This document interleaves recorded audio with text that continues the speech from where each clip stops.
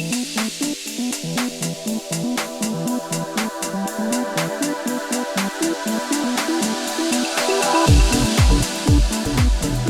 think there is momentum. I think the standards that are coming out, like Weld, are doing a great service for all of us to promote this as a long-term strategy. Also, I mentioned the work from home movement. Right now, it's a seller's market for labor. So for people who are highly skilled, they can work from anywhere, and they are demanding that their employers improve health and wellness or take health and wellness measures seriously within their buildings. So we find occupiers are asking for it. There's a couple big real estate companies who we're writing leases for that will have these health and wellness provisions within the lease in order for their tenants to sign in. So I think the momentum is there. And then also, as I pointed out with technology, it's come so far that just like some trends have accelerated, like the work from home or e-commerce, the technology in buildings is there where we can use the existing systems that are there to communicate with each other, and we could do it cost effectively. So I think all the pieces are there. Solve any problems, because they're still going to have to take measures to improve health and wellness in those buildings as well.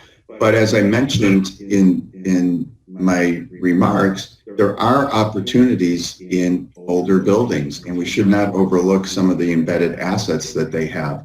One nice project that's just getting completed in downtown Chicago is the renovation and expansion of the Willis Tower, Lynn, which you're very familiar with.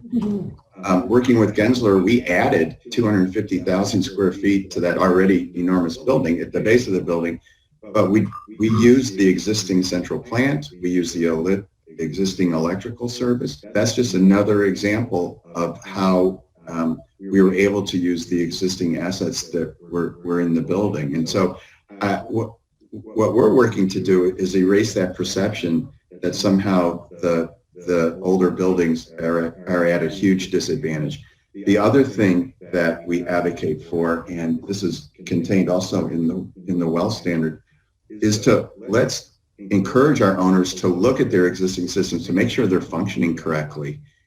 Many of these systems have been designed to bring in an adequate amount of outside air. It's just that they need a tune-up. Just like a car needs a tune-up every year, building systems need a tune-up. And so when we go and we are part of that team, we can often demonstrate that the system just needs a few little tweaks and not necessarily a huge overhaul. And then, of course, applying the technology. Again, we found ways that you don't have to have every single point in the building talking to each other. It's just the important ones that we can achieve this by writing special programs, APIs, or sometimes going directly around the building automation system and going to the piece of equipment that we want to talk to. And so it's those kinds of things.